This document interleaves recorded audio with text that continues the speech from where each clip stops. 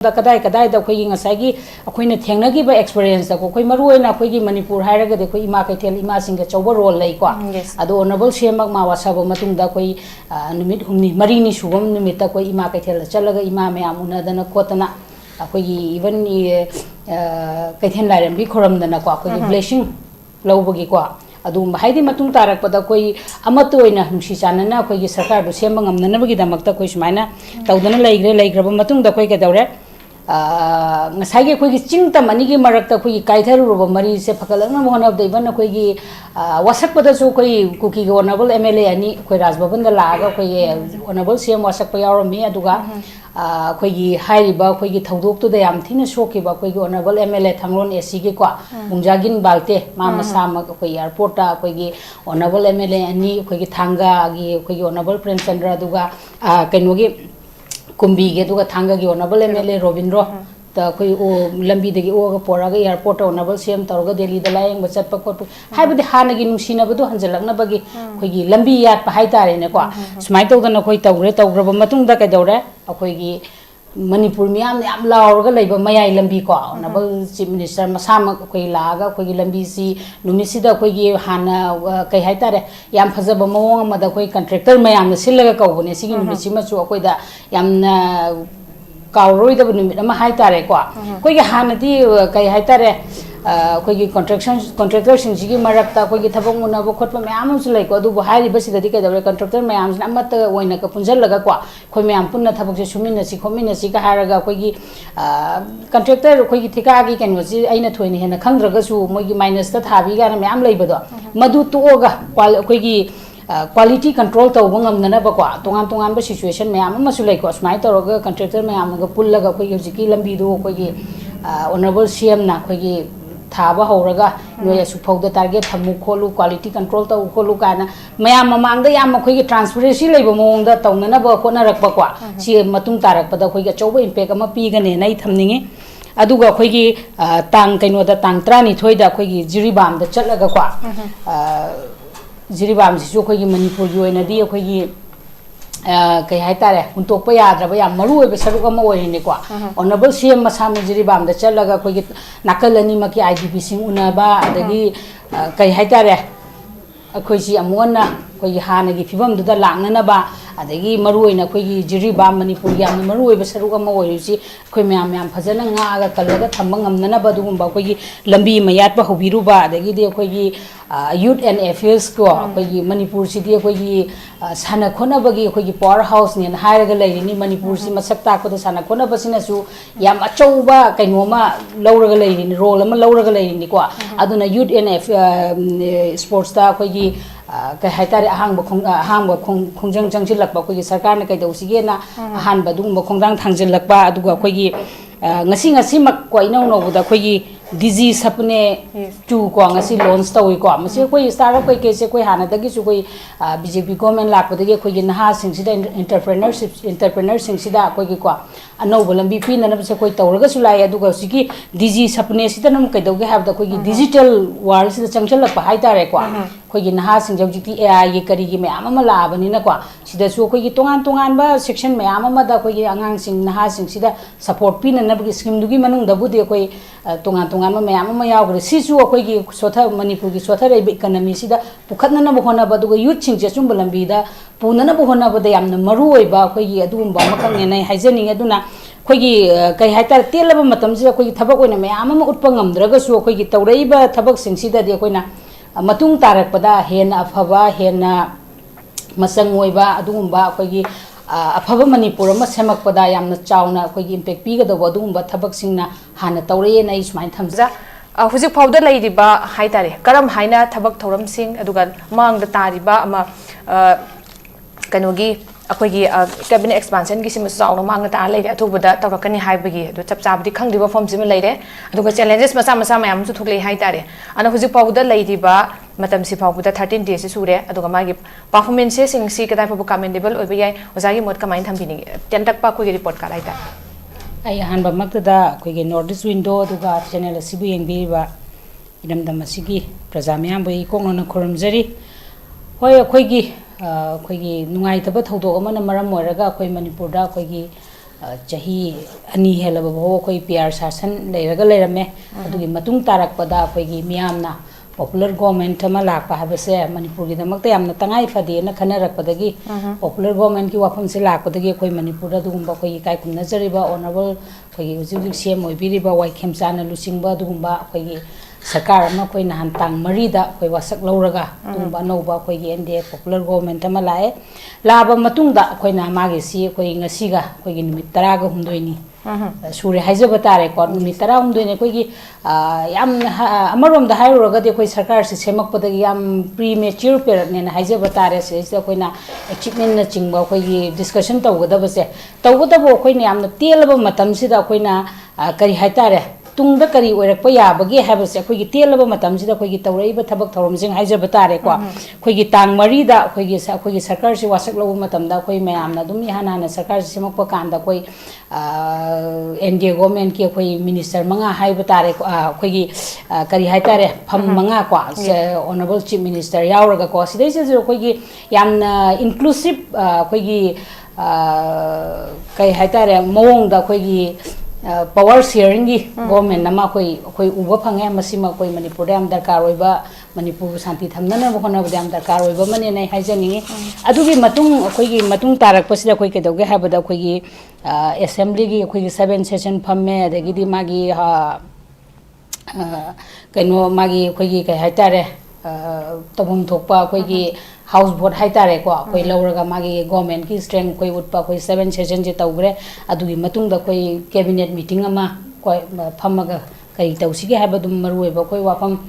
khanagi ba leire adugi matung tarak pada koi ihan han da koi gi government sina akoi yam ten ma matam sida mayam hen utpa ngamdraga su manipur gi ne koi gi economy si yamna sotharaga leiban ne economy da focus tawba ko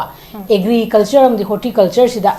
hana target tawraga sidai sida thabak khara paikhan na ba na koi thabak makti koi ten ma matam ne utpa ngamdraga su masigi poram ma koi tang kaino da tang tareta koi meeting tawraga madugi poram ma utpa hogre dugi matung tarak pada koi gi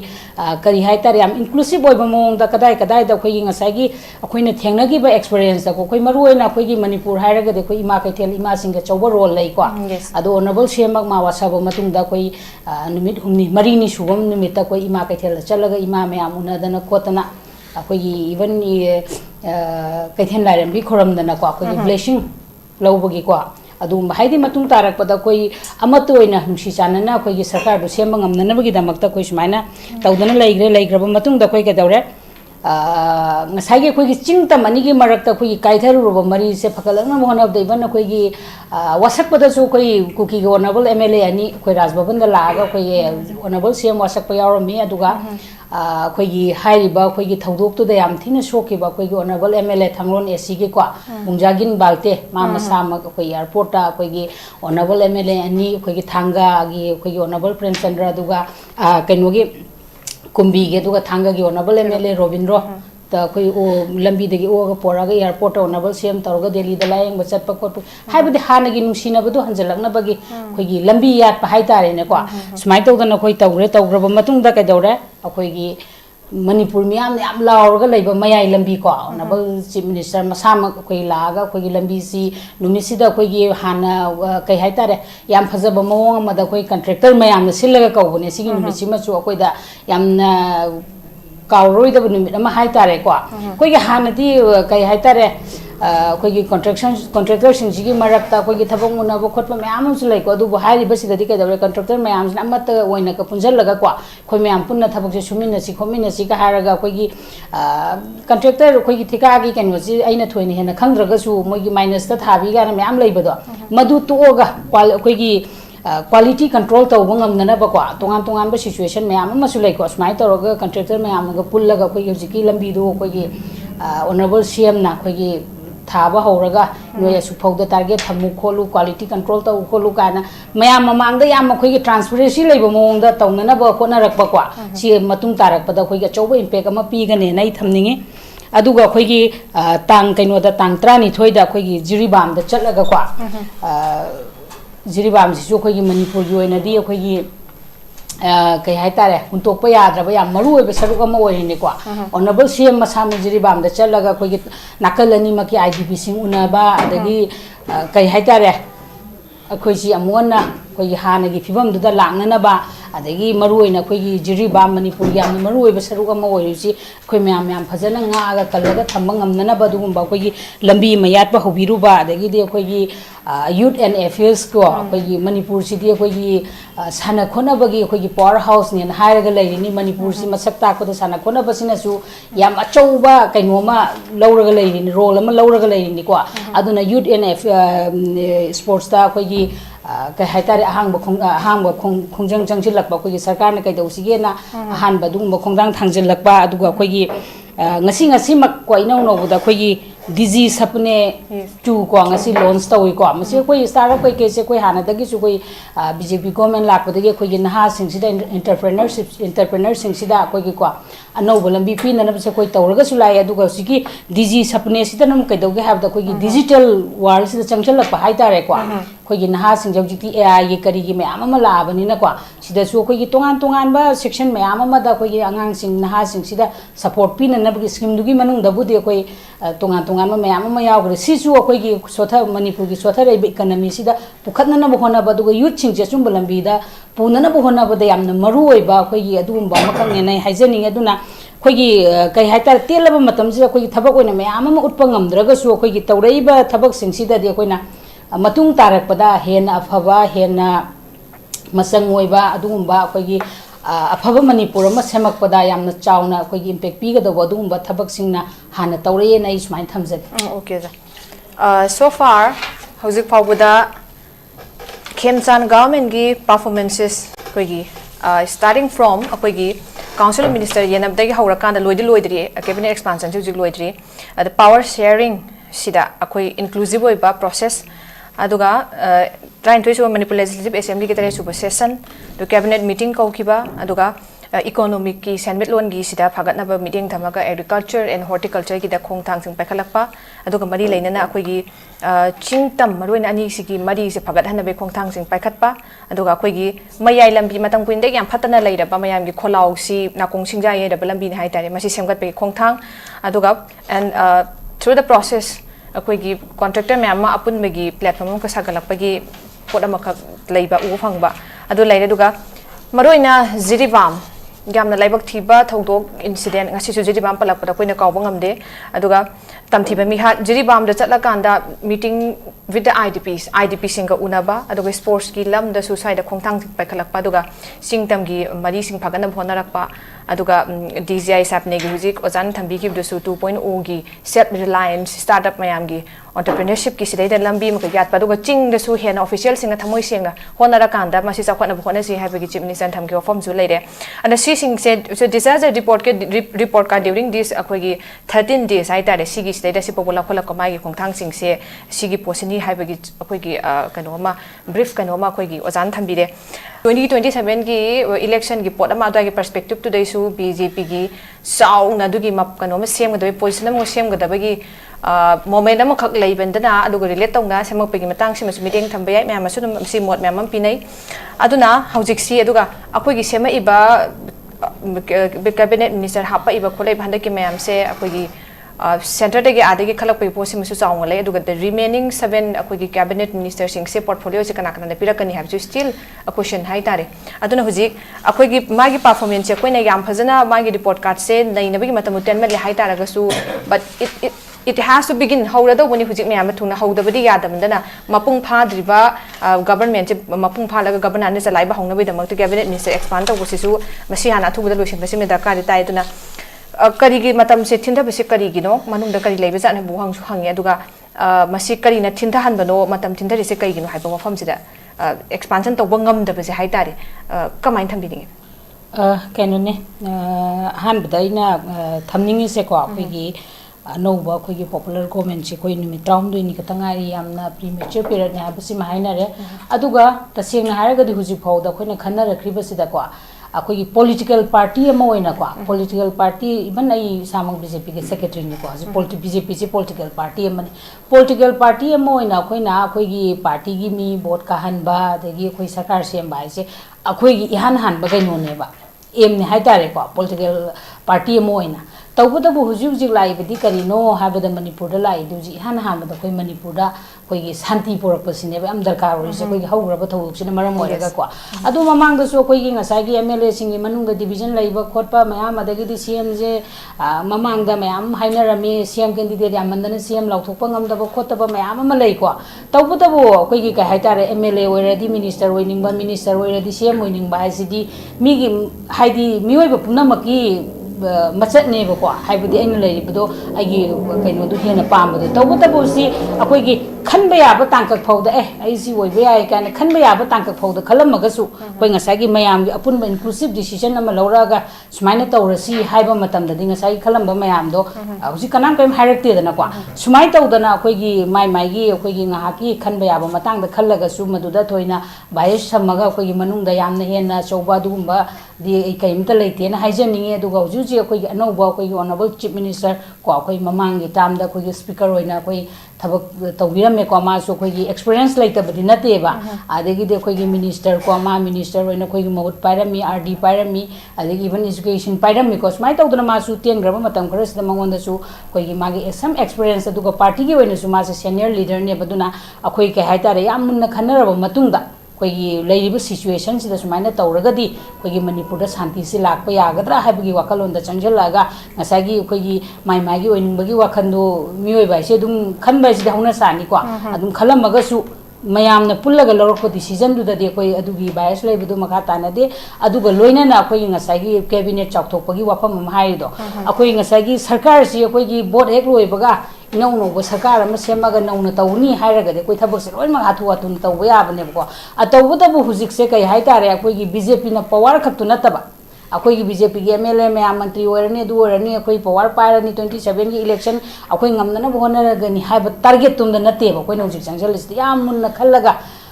हौजी हौजी अखोइगी हंदक किताम लेमे चाही अमा फबालरोय को अखोइगी election की कनो थारगदि को सिदैसिदा अखोइ करमाइ तौरगा मणिपुर याम अथुबा मतमदा शांति से लालगा मणिपुर की development से अखोइ लाप ngमगदगी हाइबसिनेबको अदुना अखोइना ngसाइगी शांति दुदा अखोइगी मणिपुर शांति लापदुदा अहानबा अखोइगी focus से थंबनिना अदुइ मतंगदुदनेबा मयामना कितंग अखोइगी कै हाइतारे हाथु हाथुना थबक पाइसलक्ट्रिसेना आई सुमाइ थमजगे हुजिक मयामनदी हुजिक कैबिनेट की गवर्नमेंट फॉर्मेशन से फजना लोइसिलकांदा थबक पाइखतपा लोइसिनहनिंगबा सिसिगे पामबसे लेतारगसु अखोइ ओजाना से फजना पीबीगरे मसिसिगे हाथु हाथुना पाइखतपा यादबगी मरमसिंग अदुगा सिगी पोसिंगसु लैरे ओजादुना हुजिक लाइबा ngसाइगी अनौबा coming to the topic back अदुसे ला आकाना अखोइगी खेमचान गवर्नमेंट सी मसिदै स्टेदा लाइबा माइ परफॉर्मेंस मयामसु लोइनमा अखोइना हाइनारि तेले 13 डेज का ngai mai confirmation se duga cabinet expansion proposal loidribane aduna leidiba post seida hujik manungi mapangi amasung aduga development work ma'am paikhatle aduga manungda leiriba panelist su thambi khira ko namna section chatpagi tangai phadabagi area khra sudum leiri haitare aduna citizen singchina asengba akoigi manipur gi praja mayam sin tangdu leita ba pami ba lauriba praja mayam sina asengba ahongba makhak tu pami ada masidai sidai kuna political gi oba assurance tu akuna taba na tab haitare action da pajana pangthorok pose pami aduna leidiba major challenges sing se laiba kogi anoba jiksama iba government sina pajana mapung phan baduna koina pami se ana horak pase hujik mayam ama koina wang hang dari haitare laiba major challenges sing se laiba akoi hujigi anoba government sing kina kayamu yamna masi se akoina kanwa tawbada matamda shop to bonda ka changsin ba matum face tawba ngamgadori habisu asobo wahang ngam khang ni haitare thabalaka paikhalaka de thabak thorang sing yam ama manungi mapan gi leidi base yamna critical oiram dan haidar kari comment thapiring swaidani madam khoigi mayam mudi khana nei na gre ko aduna huji huji khoigi manipur da la oirai ba situation haiba tare ko khoigi handaki irang sidagi su khoigi tongan ba kai haitare mawong ama mo khoina uba phangre adu tawbadabu akoigi mamang da su akoigi sarkar ni lerami se ko sarkar gi matam da koi khanare chainari se koi political party ani gi marakta nate ko community ani gi marakta lakpanina masi yam sensitive oiba issue mo gi chumbalan budu tongana thamraga ko akoi kaina ba yada ba lusilak padadi ngasa gi political solution haibadu ne ba adum lai se koi sarkar se makanda ne ba koi no santi ji ana phajana lakna ba changsalak toi se ko aduna ngasa koi gi sarkar se ma tung da koi litani incident koi akoi am pakal am ngarang nahang kata pharaga uje khoi sarkar semak pa kata ngai sumaina mu thokjal lei je khoi kamai tawni kan khalame adubu khoi anauba sarkar sigi achievement haiba tare ko huji huji makte khoi gi madu khoi di khoi yam sang sa thagra gatra na khoi am mi pairame ba ko adubu anauba sarkar sigi achievement haigadra madu yam athuba matamgi matungda khoi manungda irang laksil laga kwa khoi mai manungda tension khra leina baduna tongan ba mani huji huji makti makhata na khoi am athuba matangi manungda yum mai thaba khottu violence sathagidra thingbangam basima so khoi honorable cm adu khoi anauba sarkar sigi khoi achievement ne hainingi aduna hujik se aina mayam da khoi gi manipur gi khoi gi citizen moina ina thamning base ko khoi manipur se tongan tongan ba khoi gi jati mayam amana pullaga leiba dugumba khoi gi kai haitare khoi na maru ina mention tawrise maitai naga kuki naga haisu mayam leigre kuki haisu mayam leigre adegi di khoi gi maitai pangal sinau ko sigi community mari se khoi na maru ina mention tawraga lei ko aduna akhoi se khoi matam gi political gi oiba khoi gi political platform da langna raga su khoi gi manipur gi citizen na moina khoi na manipur se shanti lehensi na hairaga di akhoi se am thamoi sengba ma di da ka ro ngai khoi gi panel sing na haibi badona ko ai se maitai mo ai manipur da pokpa ai maitai ni ai manipuri ni haina ai manipur gi damak ta panana ba tawba ma di manipur da leiriba jati sing se ai nungsiba ngam batai ba aduga manipur da leiriba khoi gi naga gi su tongan ba khoi gi community mayam de leiraga su ai se manipur da pokpa naga ni na sauthuk charaga manipur gi damak ta panana ba khan ba ma di manipur da leiriba praja khoi gi tongan ba jati mayam se nungsiba tai sumai tawdana kuki da gi su maitai pangali sin naw jang ji su khoi se khoi manipuri ni haibagi ngasa khoi honorable cm na su manipur ne saidana khoi gi no haim su puthokre dana masidai sida khoi si am thamoi sengna changchen bama darka tai duga khoi gi political kaino ni hairaga su khoi gi sigumba sensitive issue la pa matam da di political mileage launa na ba haidana khoi gi kai haitara sak ma mai da gi haijan bagi tai ta khoi gi wa je ngang ga khoi gi kai haitara sigumba tawbu sima wi ta sengna tawhaning de maram di khoi gi manipur sida khoi gi laiminari ba khoi sigi marakta khoi gi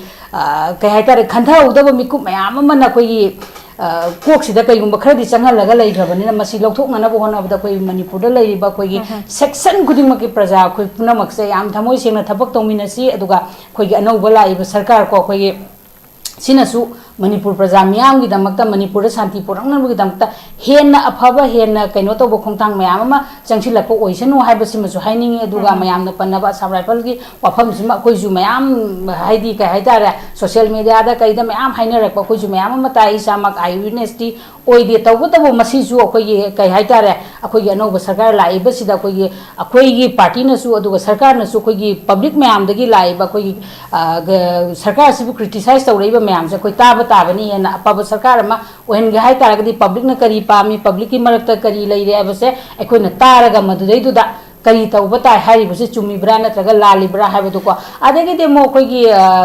Assam rifle सारसु अखोई मोइसु मयु मकै थादोगा मफमसिदा मोइ तोलोगी दमक तबक तौबा लापनी को अखोइना याम हेना मोइ मनुंगदगी government of India दगी इंस्ट्रक्शन लाक्रा खोटप्रगा अदोम त पुथोक्त्रगसु लनाय ओइना तौरिबा मिदुगी ngasai mana kalliba mi du maga tinariba mi oramba swai koi swai da su adum ka haitare sp magi makha da leiba magi district ki police ma amse control ngam pote ba kananom na swai da kenom torom be ko adugumba mi en khra so koi na yeng su chungane na khali aduga aina sidai sida swai matang sa ina appeal tawning ba ma khaksu lai even litang incident mak akoi adu yamba yum mai thana tawrei do याम अचौब issue अमदगी हौगिब नति हेबा अदुना अखोइना मणिपुरदा लेरिबा अखोइना अखोइ स्वाइदा थोगा आइगा आइगी इमानबी sesame नाबदा मेते पांगल हारसिको इबानी कइंगो मरमंगी खनरगा सो कोइगी पांगनगा मेतेगा खनरे हाबगा अचौब issue ओंथोकबा आदे मसी गवर्नमेंट ऑफ इंडिया ना इनसलैनि गाना का कोइ इंडिया दगा त ताइनाबा सिगुमबगी कइनोसे आई खरा तो निंगे अदुना याम ओइबा कोइगी पॉजिटिव ओइबा वखन चंगसन मिनरगा मणिपुरदा लेरिबा प्रजा अखोइ खुदिंग मक्सा याम थमोइ सेंगना अखोइगी मणिपुर नुसीसी मणिपुर प्रजा अखोई खुदिंगमक्से अमतनेना अखोई नुसीनना अखोई कई हाइतारे अखोई मणिपुर से अखोई ngaga लेमिनसी हाइबो वफम से थमजगे okay thank you so much ओजागी याम फजबा अखोई कंक्लूडिंग रिमार्क थंबिरे अखोई पुनमक्से याम चुमी तोंगा तोंगान बा फुरुक कांगदुक मसिंग मयामना पुन खुंदा मिनरगा लैबा अदुगमा पिक स्टेट अमने दुना मसिगे अपुन बगी सक्तम ngak sai tade पुनमकी अखोई सोल रिस्पांसिबिलिटी लोइना अदुमक लैगनी अदा मसे पुन वाक तौमिनबगी अखोई कोऑर्डिनेशन दुमने इंडेट दरकार दुम लैबा अदुगमा पोट अमका ओइरे